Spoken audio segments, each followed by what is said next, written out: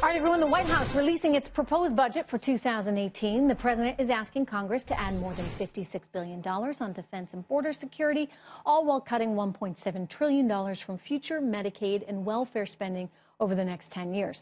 The White House plan, it leaves Social Security and Medicare untouched in what the administration is calling a taxpayer-first budget. Joining me right now with his thoughts on all of it and whether or not it's going to work, Forbes Media Chairman Steve Forbes. Good to have you here. Good to be here. Your initial take? Very nice budget, but they did not do the prep work. So the narrative went to the Democrats that you're cutting programs for the poor, the very people that elected Donald Trump.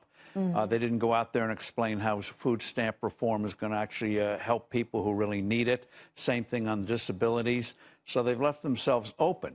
And while Mulvaney, the budget director, had some very nice quotes about you don't measure compassion anymore by how much you spend, but by the effectiveness of the programs, they should have had real-life examples out there, both from the Clinton welfare reform of 20 years ago. Here's how this family was saved. Here's how we hope in the future to make a better life for Americans. Revolve it around people, not numbers. And they didn't do that. They haven't. And in some ways, it almost feels like a bit of an afterthought because you've got everything going on with the president's trip abroad. He's overseas, so he's not even back home at a time when this budget is getting rolled out. What does that suggest? Well, it suggests they didn't coordinate that. They could have put this off for several more days and had the president roll the thing out. And again, have all of this stuff ready in terms of social media, having groups ready to come to the defense of it and advocate it and why this is a good preparation for reform. So they're not controlling the narrative. They're sounding like they're Charles Dickens trying to water the soup of the orphans when you start and all taking away kind of stuff. Food stamps, et cetera. Yeah. It sounds bad and it's scary, even if you're given that opportunity. There's real fraud there, and so they could say, here's how we're going to stop the abuses and make the point. Just a little bit of prosperity in the last 4 years has reduced 3 million people on food stamps. It's realistic if you have growth that you're going to reduce it 10 million in the next 10 years. Hey, Steve, here's Mick Mulvaney talking about why we need to reduce some of these programs. Here he is. We looked at this budget through the eyes of the people who are actually paying the bills. Yes, you have to have compassion for folks who are receiving the federal funds, but also you have to have compassion for the folks who are paying it. And that is one of the things that is new about this president's budget. See, I love that because no one cares about the people that are actually paying the money.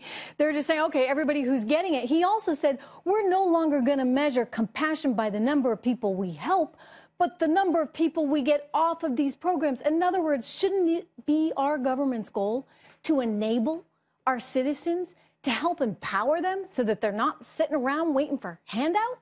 Well, this is where he's standing out there alone and is taking all the fire from a budget where they didn't do the proper prep work, where they could make the point that here's how it's going to help people, both the taxpayer and the people who are supposed to be getting back on their feet, and cite what they've done, what's been done in the past effectively, what's been done on some of the state levels. For example, on Medicaid, are you going to take health care away?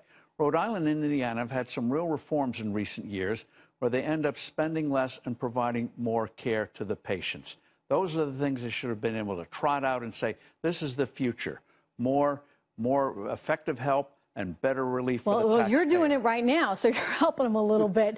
But it's challenging because this is a White House that, frankly, I mean, they're dealing with an onslaught of news every single day. Which is precisely why when you put a budget out, you know what the other side's going to say, you know what they're going to do, you're prepped for a counterattack. It's kind of like, you know, when you write the term paper, you get your thesis and you back it up, and then, by the way, you know what the attack is going to be, so you say, and this is wrong, and this is wrong, and this is wrong, and this is why, in conclusion. And if they'd done it in advance, there'd have been a lot of leaks. Oh, yeah. they're talking with this institution, this group, that group, so everyone would have expected it.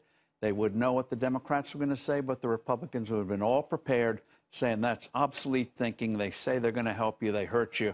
Here's how we're going to be different. Steve Forbes, it's so good to have you here. Thank you so much. Good to be with you, Trish. Thank you.